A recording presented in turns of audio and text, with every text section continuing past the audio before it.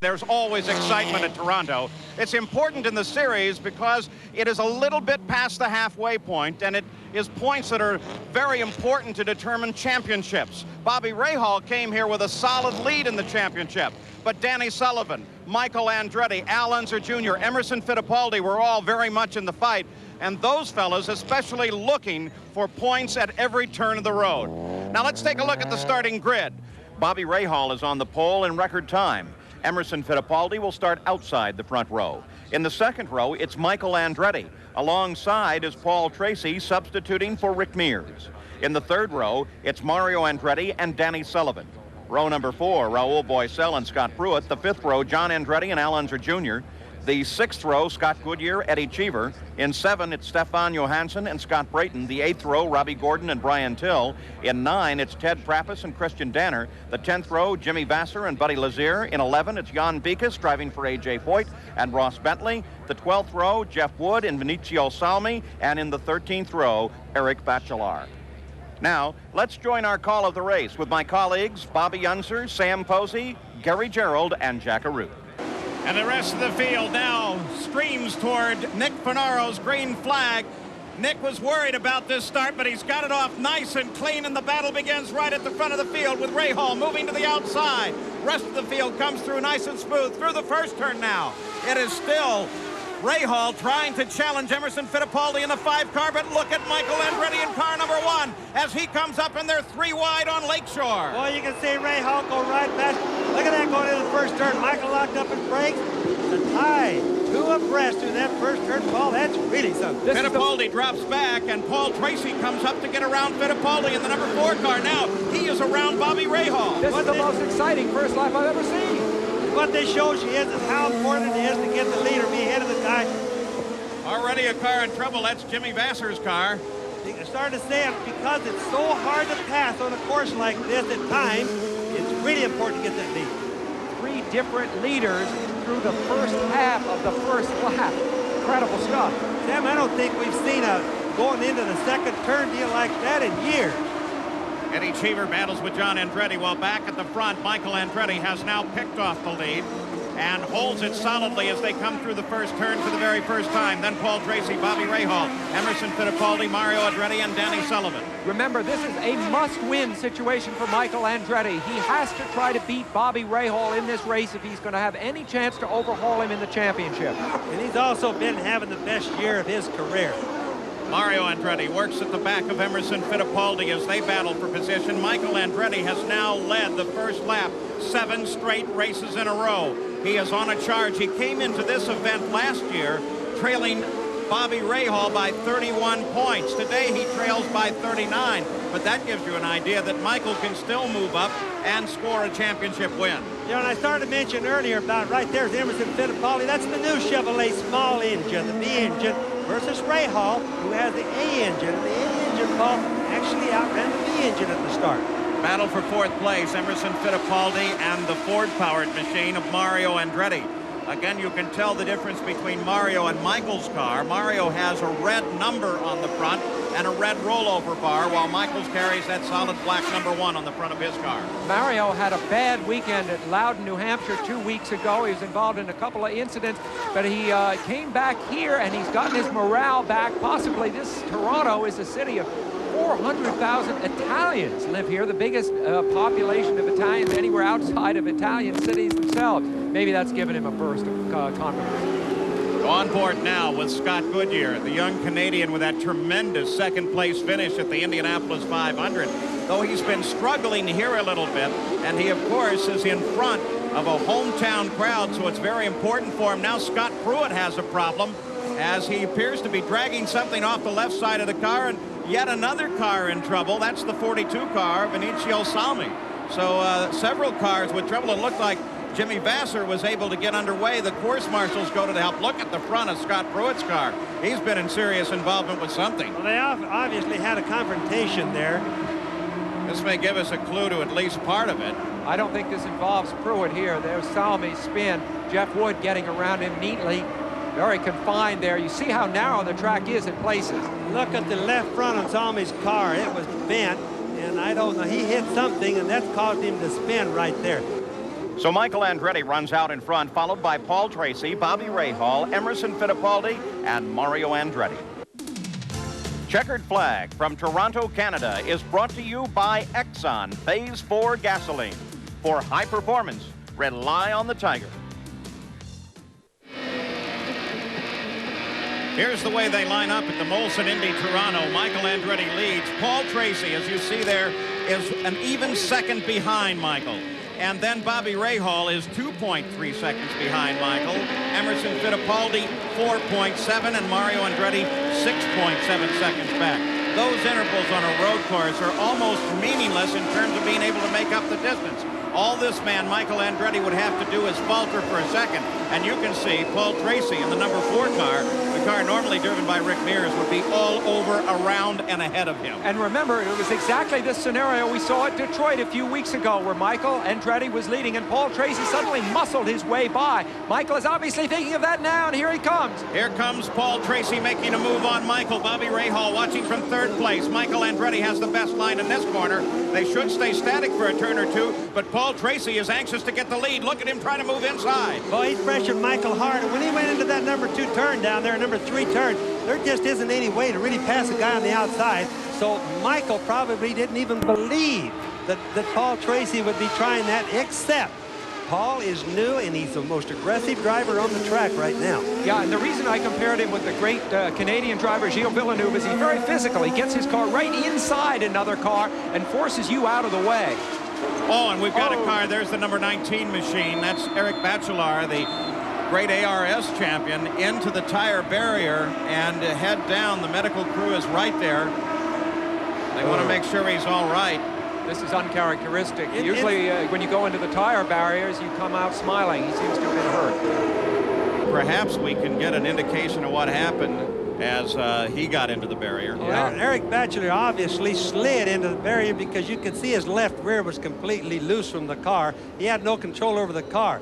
The fact is he hit something back a ways, either a car or the wall, slid down a long ways, and the tires, in spite of everything, really saved a lot of damage there.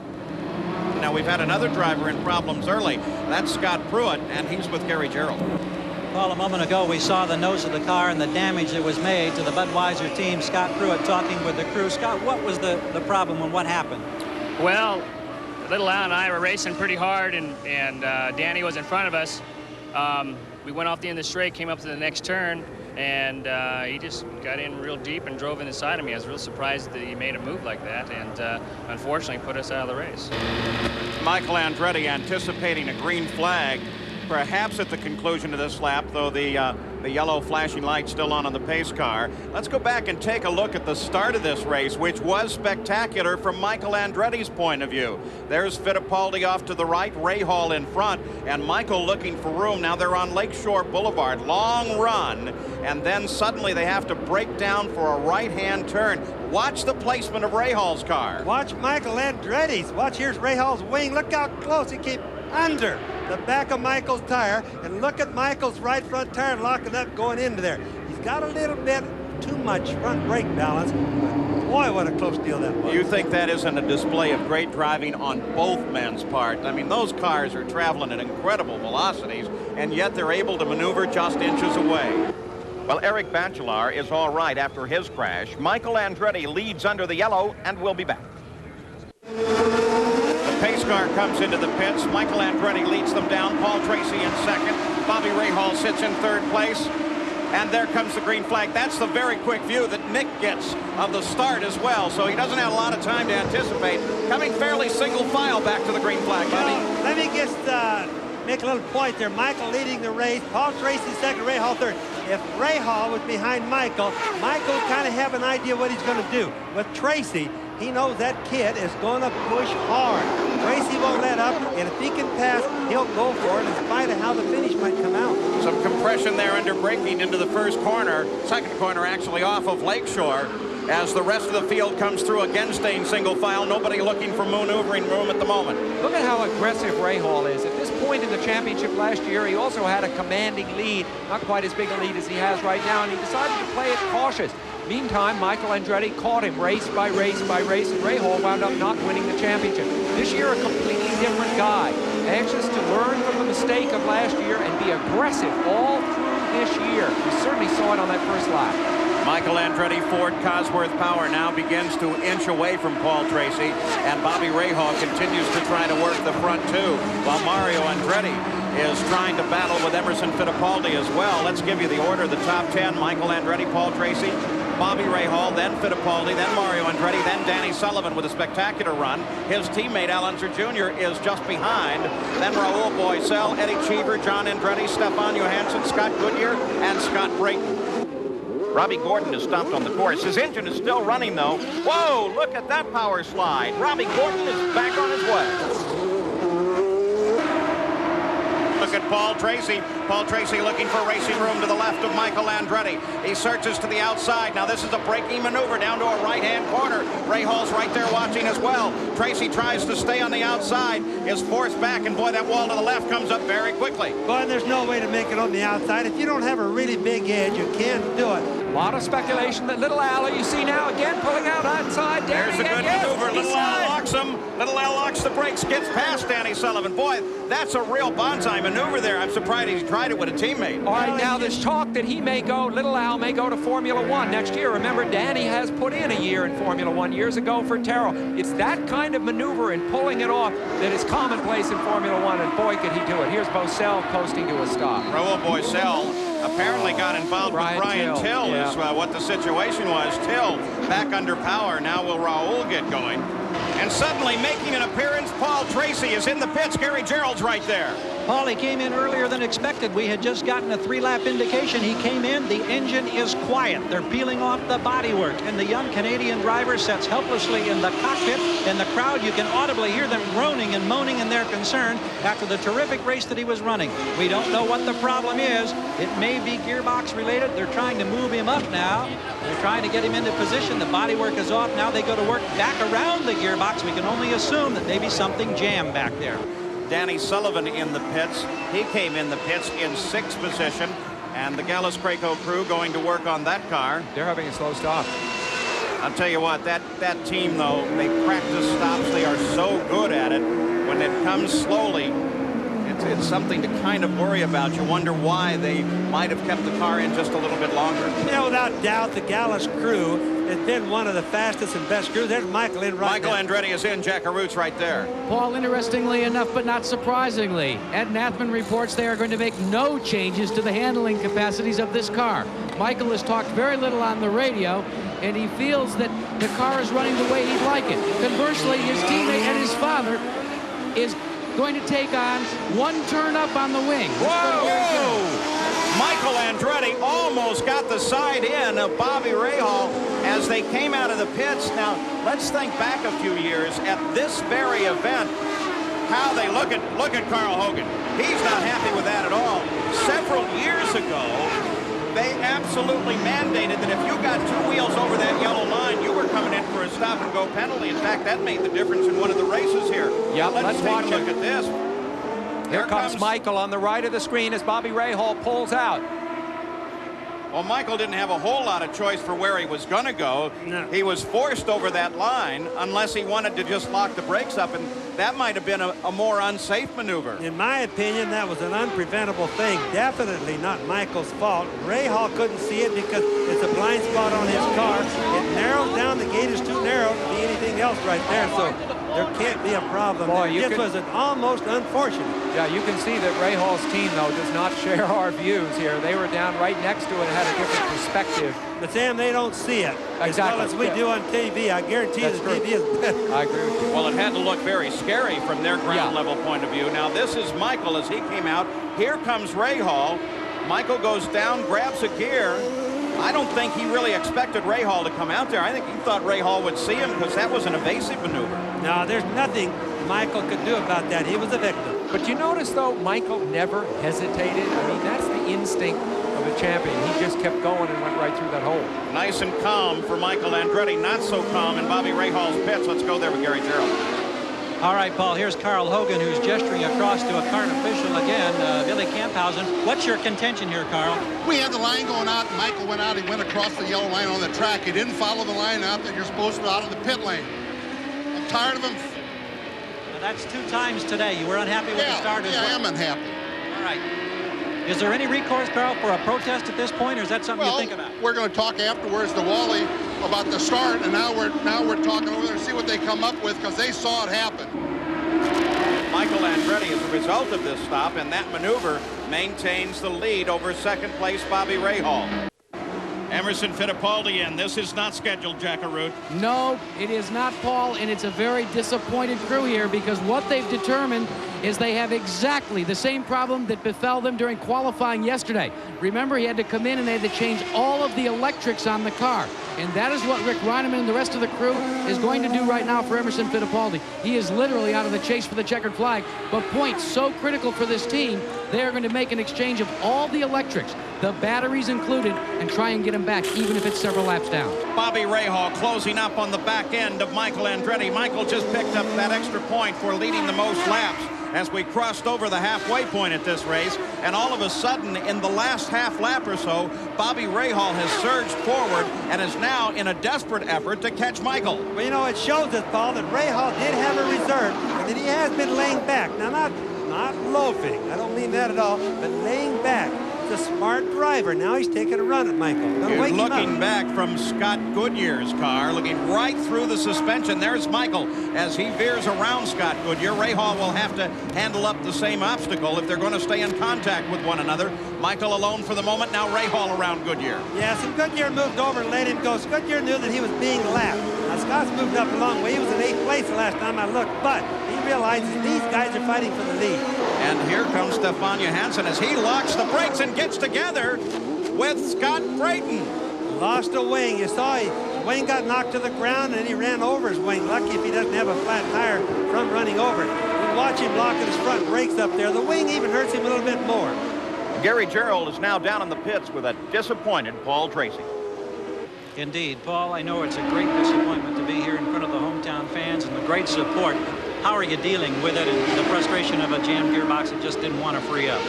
Well, it's disappointing. You know, the Marlboro Racing Team Penske car was handling great. You know, I think we really had a shot at winning this, and I want to thank Rick for letting me drive the car. You know, without him allowing me to have these opportunities, you know, I wouldn't be able to show what I'm able of doing. And you know, I think it was a disappointing day. I'm disappointed inside. The crew's disappointed, but you know, we'll bounce back, and we always do, and we'll be back in Michigan.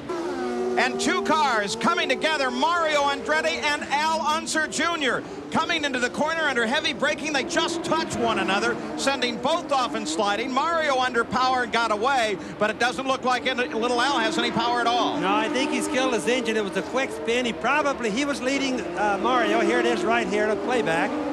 The 2 cars, Mario closing. This was a nice battle developing for 3rd place. And Mario just ran right into the back of little Al. Didn't do it intentionally, but he couldn't stop. Spun little Al around. It was unexpected little Al's part, as I started to say, so he lost his engine. The spin happened so quick. You see that little Al couldn't catch the clutch quick enough because he's one of these drivers that brakes with his left foot and shifts with his right hand only. And Mario Andretti heads for pit road. Checkered's right there. Well, Paul, the crew gets their first look at the problems on Mario Andretti's car. The cursory look shows that there doesn't seem to be any damage that could dramatically affect the car. They are going to adjust the wing. The front nose piece is slashed away with giant gashes in it, but he is off and away after changing just 4 tires. Bobby Rahal runs in 2nd place, trying desperately to catch Michael Andretti, who is 3.5 seconds ahead. But Rahal may be driving with yet another problem. His crew has been out over the wall with fuel hoses in hand. Perhaps they will bring Rahal in to refuel, and there goes Bobby Rahal into the pits. Will this make a difference for Danny Sullivan, who is a full lap back? Gary Gerald is there as Bobby Rahal rolls in. The mystery being resolved, but remember, there's only 4 gallons here, but of course the time it takes to slow down and to get back to speed is what's so costly. He's got the fuel, he's gone. Now the question is, can he hang on to 2nd place? 4 seconds in and out. There is Danny Sullivan as Danny Sullivan comes in past the Princess Gate and alongside of Bobby Rahal. Bobby Rahal gets a nose in front of him. Boy, that was a close deal. I'll bet you Danny Sullivan didn't even know that he was in the pits, and he's thinking, my Lord, why is Bobby Rahal coming out of the pits right now? Now, let's not forget that while they are in close proximity on the course, Danny Sullivan is being scored as a full lap down. while Bobby Rahal is on the leader lap trying to chase Michael. Bobby Rahal, the only one on the leader lap with Michael. One more lap to go. 1.78 miles for Michael Andretti. And it's a time that you traditionally refer to the worries of the race driver. Bobby, truly on this lap, is it a difficult run? Oh, it certainly is, and especially with Michael. Think of all the bad luck he's had, almost winning some races this year and dropping out. So, boy, I'll tell you what, he shifts it easy, he turns it easy, watches the traffic easy, definitely doesn't turn much RPM. So Michael Andretti now totally without challenge on the final lap. And, of course, what a relief mentally for him that Rahal had to make that pit stop. That has basically allowed him to enjoy these last couple of laps, which he would not have been able to do with Bobby Rahal in his mirrors. It's rare that a driver gets a chance to savor a win coming up, and I think Michael is able to do that right this minute. And Michael Andretti heads for the checkered flag. No one else in contest on this field. As we come to the closing lap, Michael Andretti makes the final turn onto the pit straight. And the Kmart Lola has taken the win here in Toronto. And another victory for the Ford engine. And 25 victories now go into the record book for Michael Andretti. Newman and Haas are both very pleased with that win. We'll be back.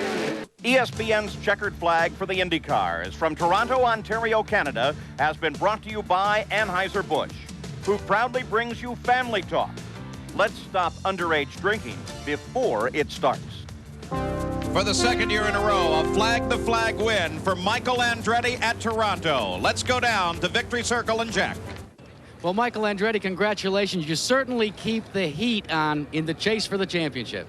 We're sure trying. You know, Bobby's doing his work. He keeps finishing, but, you know, all we can do is keep winning and hope that one of these times Bobby doesn't finish and maybe we're back in this thing. But, you know, the Kmart Haaland guys did a great job today, you know, in the pits, getting me in and out quick, and car ran great. The Ford engine ran perfect, and you know, I love racing here at the Molson Indy. So a fascinating race, but dominated by Michael Andretti.